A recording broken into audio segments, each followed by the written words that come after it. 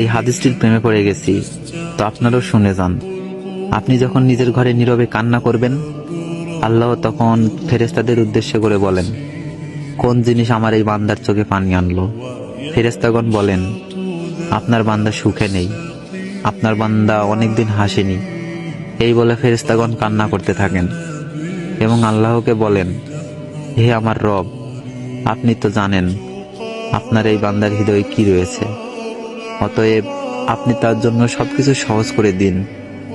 আল্লাহ বলেন, আমার এই বান্দা এমন কিছু জীবন থেকে হারিয়ে ফেলেছে যে সে অধিক ভালোবেসেছিল। অতএব আল্লাহ বলেন, আমি শপথ করছি, আমার বান্দা যা তার জীবন থেকে হারিয়েছে তার চেয়ে উত্তম জিনিস আমি তাকে এনে দিব, যা দেখে দুনিয়া ও আখিরাতে সবাই বিস্মিত হবে।